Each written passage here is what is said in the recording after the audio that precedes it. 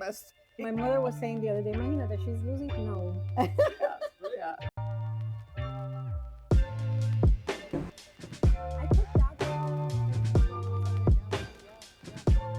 Want to welcome back our audience here to the Florida International University Radcliffe Art and Design Incubator and the special series called Off the Wall. Today we have a very special guest, and I'm a big fan of her novels. Want to present former journalist, author, and professor here at FIU, Ana Menendez. Welcome to the series. Thank you. I have to say, I started reading The Apartment. This book was actually out last year in 2023, but the paperback is coming out in the summer. That's why it's gotten a little bit of traction again. And I saw it, I immediately said, I want to interview Ana Menendez because I love her stories. I think you've to date written about 5 novels, probably mostly known for the one with the title In a German Shepherd. In Cuba was a German Shepherd. And I have to say, this book really surprised me because a lot of people would have different takeaways because there's different stories with different lessons within the book. But I think the one that I take away is that places that we live in, whether it's an apartment or a house or whatever you want to call it these days, a tiny house, these places, once that chapter is over, once you move on, once new people come in, they need that time to rest. And I don't think I really understood that until I read the book and the stories, and I can relate. I mean, I live in a new house, so nobody lived there before me. All my energy is there. You'll be the ghost. I will be the ghost in Miramar. Yes. I was very surprised to know that there's energy there. And like you mentioned in a little chit chat we had before, there's presence. There's things there. I think every of these places for you people out there wanting to buy, you have to sage it. Sage, bring a priest, do something, right? Yeah. Can you tell us, I like to start all of these talks with describing the person in one word. Restless. And my mother used to say, Ani es muy intranquila. Just like to be moving, and curious is another one. And I think they're related, right? The sense of just wanting to try out something new, to go to a new place. There's just nothing more fabulous for me as a child than to move to a new house and find a new floor plan and new place where the kitchen is and all of those things. I just love that. Reading through The Apartment, and if you've read the novel, you know where we're going to be headed. I think the first thing I want to understand is what inspired the novel. It took me 12 years to finish this book. So as you can imagine, it had several inspirations, right? The immediate one was George Perec, a French writer, has a wonderful book called La Vie Mode d'Emploi, Life a User's Manual in English. And it takes place in a Parisian apartment block, and it se desarrolla, it develops in different apartments in that block. And I was really animated by this book. I loved it so much. And there's no plot. I mean, it's just these series of stories. And I thought, this is so Miami, right? Where we have these very, very different stories living next to each other. So that was the first inspiration. And in fact, first couple of drafts of this novel all took place at the same time, contemporary, but in different apartments. And then about 3 or 4 years into the novel, where I wasn't getting traction on it. I couldn't redo George Perec. I couldn't redo La Vie Mode d'Emploi, because that's been done, and it's been done beautifully.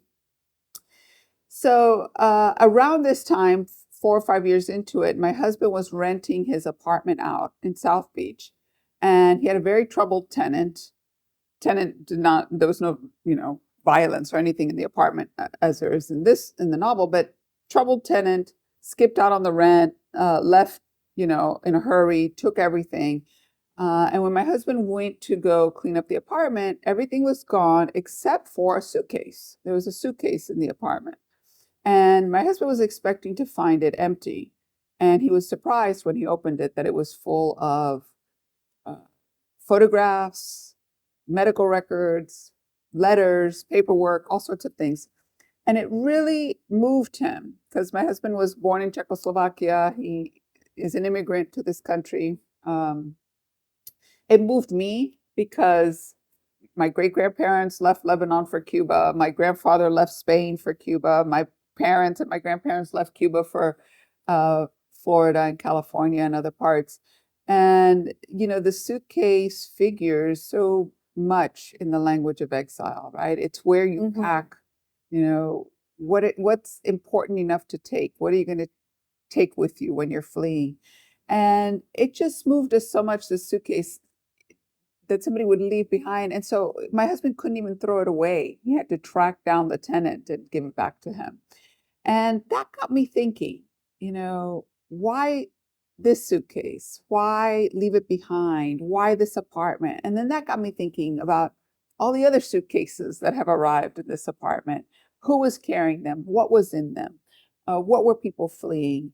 And that just reinvigorated a novel that was pretty stalled at this point. And then it became clear to me that it needed to take place over a historical span instead of all at the same time, for a couple of reasons. One of them being that exile is very much a temporal condition. It's very much people who exist in many time periods at once.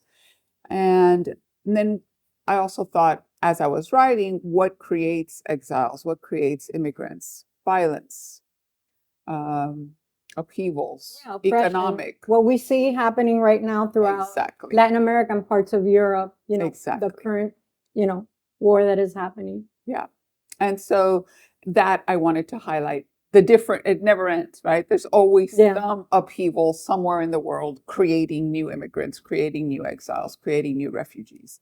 And that also needed that historical approach. Yeah, I mean, in the novel, there's many chapters, many tenants that have lived there, but I know that there's particularly the three that he's married, but then has a girlfriend waiting for the green card, which is very typical Miami or very typical immigrant. What inspired you to write those characters? The stories that I heard from two different people over the years that they knew of people in this situation. And I knew, I must have heard about this more than 25 years ago. Yeah. And I have a bad memory, which makes for very good fiction writing. But I do remember cool things that could be in a story. And I never forgot that. And then when somebody else mentioned it, I said, well, I have to write this. And so, yeah, those were inspired by stories people had told me. It happens. Novels are really inspired by not only stories, but even life events that we go through. Like you mentioning that suitcase, there is a passage in this book, and it's right before the introduction to another chapter. And you probably remember it's on page 72. You know what I'm talking about? It's the little girl that says that she sees her dad and that the dad has left a box of things they've lost. Yeah. It brought tears to my eyes. I want to ask you, was that real? Is that a real box, or is it something she imagined? Were there actual things? Oh, in the story? Yeah. It is unknown, right? Yeah, it left me thinking. It's unknown. It's one of the things that draws, I was a former journalist. So one of the things that draws me to fiction is that it's questions. And I think if it can be explained, you don't need fiction. You have journalism, which is a profession that I love and we need more of and I admire. But fiction is there for that which cannot be explained easily, which needs a story, which needs a narrative in order to approach it. And so is the box real in the story? Yes and no. I see. No, because she's like, I don't want you to be scared, she says. I'll read really, really briefly what it says. And it says, it's things that we've lost. And, we lose a lot of things throughout our lives. And we're like, where did that go? And maybe you find it underneath the bed or in the most unexpected places. But then there's things that you will never find again. They're in the black hole of infinity. Yeah. But this brought tears to my eyes because she was like, Daddy was here. And it was like, so did the ghost come back and visit? It was through a dream, right? Yeah. In that. Yeah. So right after this passage, there's a break here onto the next chapter. Mm-hmm. And I want to let Ana read it because it's her novel, not mine. And this is what really hit me because I had not thought about Holmes needing a rest until I read this. And I started reading through the different stories that went on in this apartment in different time frames. So I'll let you read it because it's a treat to listen to you say it. Thank you. Apartment 2B settles into itself. The light inside dims, a passing cloud shadow. These rooms are rarely empty. Painters, models, artists, mothers, fathers, strangers. For decades now, always someone wearing down the pine floors, someone's breath disturbing the air. No one thinks that homes also need pauses, pockets of silence. Homes also need time to gather themselves, time to simply rest. All that sheltering and holding, that gets exhausting. So imagine it's exhausting for a home and it's exhausting as human beings. And we were talking at the beginning here, trying to like make chit chat, that you have a divorce or somebody dies or there's a life changing, your kids move out, you want to sell. I think that those chapters that close need mourning, right? They need for you to step back and really feel what it means, feel what the changes. And it doesn't happen in a day or in a week or in a month. I think it takes time to heal. And I think the same thing happens to a place where you put your energy and you cry, you scream, you throw things around. I mean, we're Cubans, so we're emotional, right? We're like, well, why did you do that? Oh.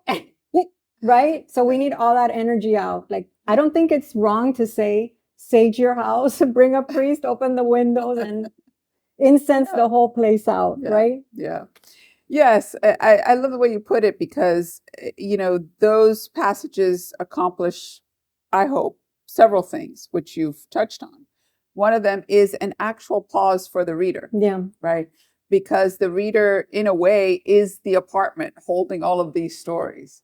And the readers do need a time to rest in between these stories because, just to process, so that the stories don't blend too much one into the other, so that they stay distinct enough, but still part of the entire novel. And so that is a stylistic choice for the novel. But then there's also this bigger question of the spaces that we inhabit. And we can certainly appreciate that they grow old with us, right? You move into your new house 10 years from now, it's going to have a chipping paint here. It's going to have floor is going to be worn out in some place. So they're temporal beings also. But there's also this idea, which we don't hold anymore in our disenchanted age, that places have a presence, that places live with us. And this used to be a much more common idea, before we became scientific and smart, that our shelters coexist with us. And it's something that, as I was writing, just naturally developed. And all the things that I was reading a lot of philosophy about spaces and all of that. With my bad memory, it all sort of, informed what I was doing with the novel. But certainly it became clear to me because as I was writing, I was inhabiting this apartment as well. So there's all of these inhabitants, all these layers. I felt I was there and I was a tenant at some point. Yeah. Let's move on to the family relations that exist within some of these stories. So how did you kind of take the representation of this family dynamic within the novel? This was not something that I consciously set out to do. I didn't consciously set out to say, I'm going to explore family dynamics. It's interesting because you mentioned in Cuba I was a German Shepherd. And, that book, I was very proud of that book and it did very well. And a lot of the critique, positive critiques on it was that I captured family relations so well.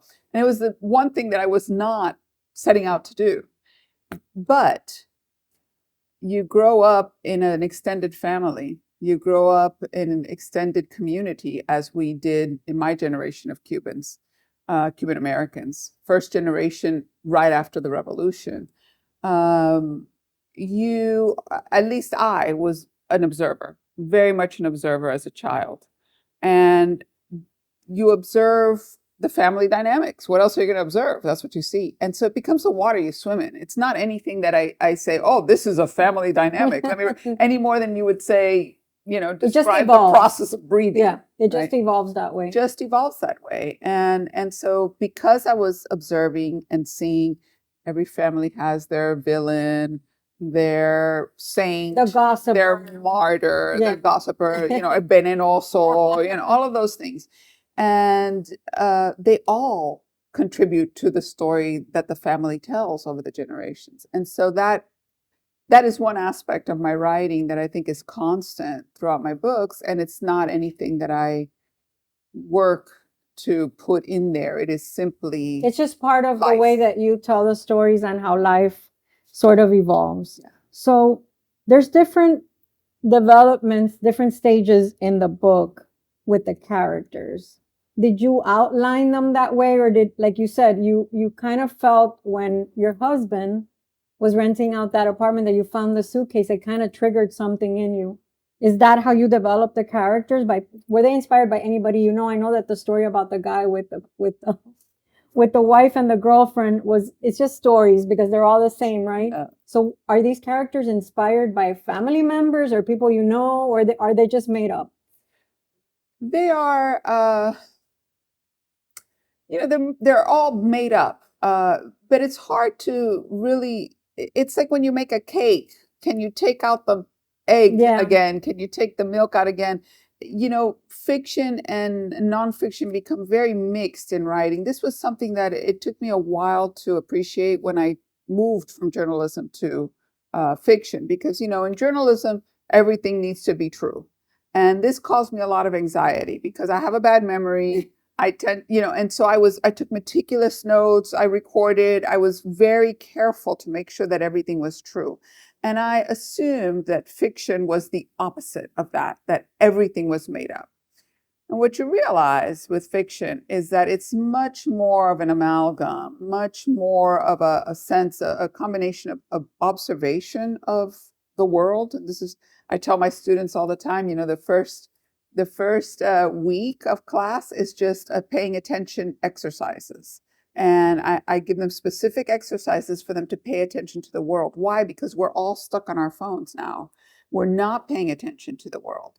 And my goal as a teacher is to persuade them that if they pay attention to the world will pay them back with great ideas and great stories and great moments for their fiction. And then the act of putting it into a story, automatically you start to shape that. You start to warp it. So it's very hard for me at this point, 12 years into the writing, to say what was inspired by real people, what was imagination. It's all a big mehonge, as I say, big mix, right? Of people I've met, stories I've heard. I mean, there's a bunch of stuff there in the Ana Kralova I think she's a Czech real estate agent, right? I'm forgetting my own book. See, I have very bad memory. And it's only a year out. A lot of her stories in there were stories my husband told me from being growing up in communism in Czechoslovakia, what's now Slovakia. And so, for instance, there's a passage there about seeing the lights of Vienna as they're moving through the countryside.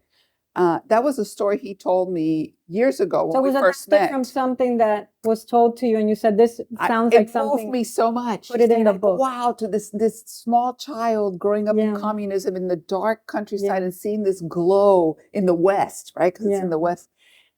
And I thought it was such a great story. And this was 15 years ago or something that he told me. And I kept it in there. Of course, it warped in my memory because I have not a very good memory.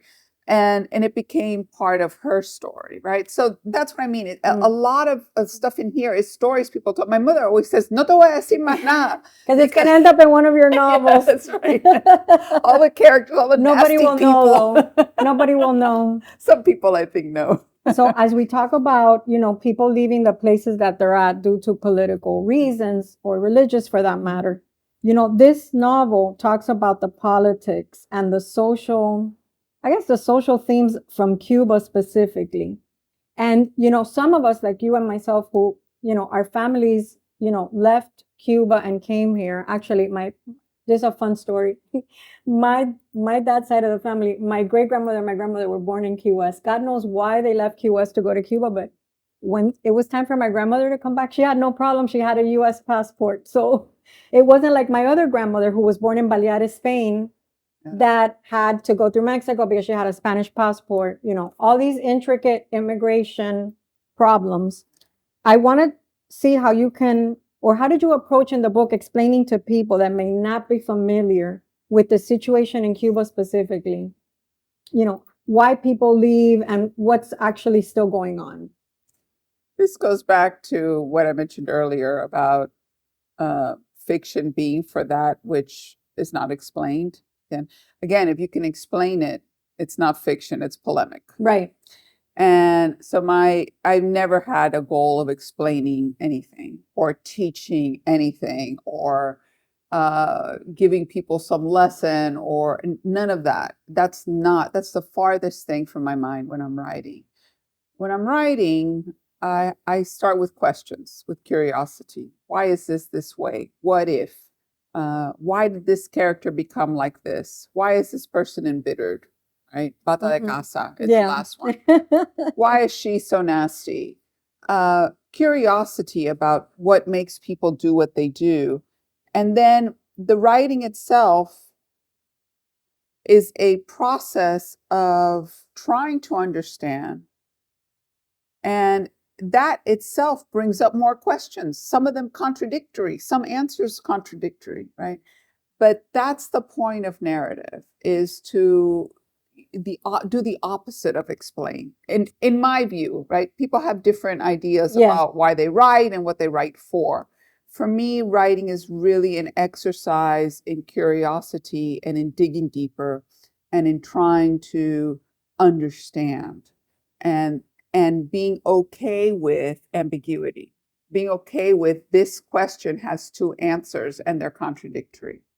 So my first book, In Cuba I Was a German Shepherd, was very much inspired by wanting to show what Cuban exiles of that first generation were like and what they had suffered. And part of that was inspired by the Elian Gonzalez case, because that was going on while I was writing this first book. Wow, that was a while ago. Yeah, we all remember that. That first book came out in 2001. Some of us weren't alive then, but we were. Some of us that maybe were. We were alive. We were alive. We were alive. We saw it firsthand. It was very scary. Wasn't living here. I was living in India at the time. Oh, and wow. Somebody came to me, some German or even Indian reporter at the Foreign Correspondents Club, and said, "What's the matter with those crazy Cubans in Miami?"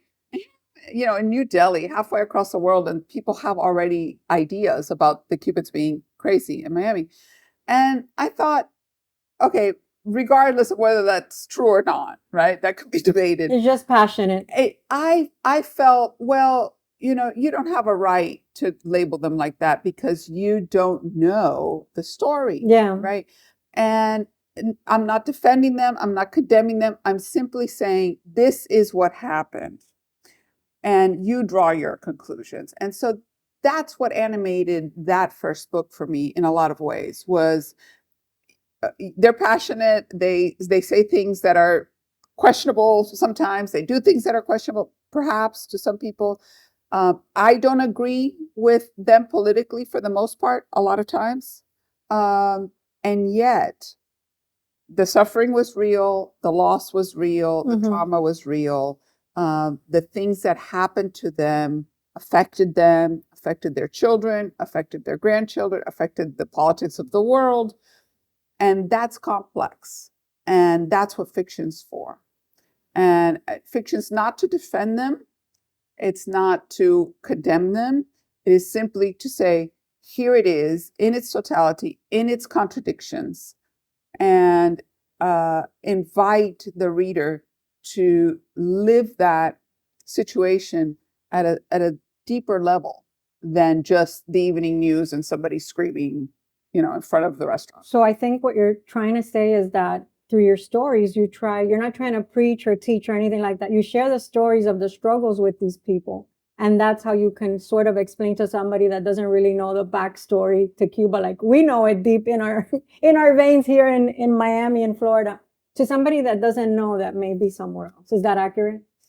Yeah, I wouldn't use the word explain, but yes, certainly demonstrate their life. Yeah, their life. Yes. So because of that, these people left and now they're trying to make a new life here. And I will say, even with the situation in Cuba, they are quite entrepreneurial. They really are. I mean, but somebody like there's a character in the last section called Bata de Casa, who initially is very embittered and is not sorry about what happened to the person who lived there, and just is and comes across as a not a nice person. Yeah.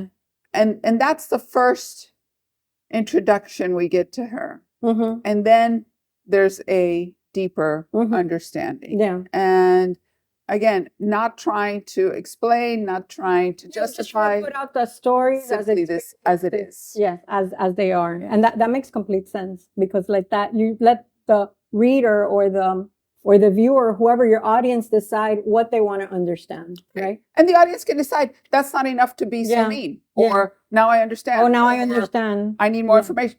Whatever. Yeah. So as we kind of wrap up this series, for people that have read the novel, or maybe for those that haven't yet, right? I hope that this creates more. Paperback's out soon. Paperback is out very soon, in a couple of weeks. We're actually taping in mid-May. What message do you want people to take away from the novel? What's the message besides my takeaway of houses needing to also have that mourning phase of, we have one owner leaving, another one coming? Well, again, I think I'm coming across as pretty cranky, but I no message, right? I don't write with a message. I hope that readers come away delighted, transformed in some way that's unique to them. I think different stories will resonate. I hope different stories will resonate with different readers, and that they will get whatever it is that they need from the stories there. And everybody needs something else. And everybody arrives at an ending at their own pace, at a different point in their own lives.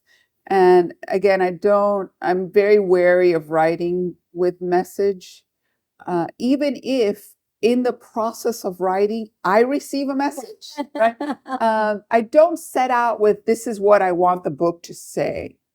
However, in the process of writing, especially a book that takes 12 years to write, the book teaches me how to write it. And the book teaches me what it is that it's trying to say, what its intent is, because I do think works of fiction have an intent. And for me, in the process of writing this book for so many years, what I came to appreciate was the importance of community, which is such a commonplace, right? You say, I'm going to write a book about the importance of community. It's eye roll, right? But I feel that I arrived there, honestly, with a lot of sweat and tears. And what I mean by that is that we have this illusion, and I will go as far as to call it an illusion, that we are very separate in this world, that we are individuals moving through in a kind of combative relationship with the world. And what the process of writing this taught me is that that is not the case, that we very much need one another. I think exile communities know this instinctively. You do not make it on your own. It's why the Cubans all conglomerated in one place, because you need other people. And even something so simple as, I'm going to make myself dinner. No, you're not. Somebody had to plant that. Somebody had to pick it. Somebody had to put it on a truck. Somebody had to. There was a collaboration somehow. It's all collaboration. Yeah. Everything that we know or we think we know has been a collaboration. I am the product of people who were very kind to me throughout my whole life. Also the product of people who were cruel. I think we all went through the good and the bad and the ugly. Yes. People that tell us things, and you're also grateful to them, right? Well, yeah. I mean, I remember, I'll share this quickly. Somebody gave me some very negative feedback a couple of years ago. And I rebutted. And then the next day the person came to me, trying to like sort of apologize in a funny way. And I turned it around on them and said, if they're looking at this, they know who they are. I said, I'm so thankful for your advice yesterday because it's going to help me grow. Yeah, absolutely. And that's the right attitude. When I was getting divorced from my first husband, we were in Istanbul and I said to him, I'm leaving you. And I had quit my job to follow him around the world as a foreign correspondent. And I said, I'm leaving you. And the first thing he said to me was, oh yeah, with what money? And I'm so grateful for that instance of cruelty. Yeah, I remember you saying that in a Like presentation. from financial independence. Yes, because I think it kind of was a trickle effect for you to always be prepared, right? Yeah. And I'm financially independent now, Financially thanks to independent, that. yeah. Thanks to that question. Yeah, so I'm grateful. they're not negative. They help us grow, and they have to a certain extent, a lot of times they have a positive impact. Other people would take the negative, depending where your mindset is, and jump off a bridge. Yeah. But no, you take it like, oh, Like, this is not thank going to you. happen to me again. And That's right. any advice is always welcome. Yes. So I want to thank Ana Menendez for having this sit down Thank off you. the This wall, was delightful. wall right here with all our fellow projects from the Radcliffe Art and Design Incubator here based at the BBC campus. And the book is called The Apartment, and it will be out in paperback in mid-June, right? I think they have it scheduled for August, but start looking mid-June. So start looking mid-June. And thank you everyone for joining us in another conversation.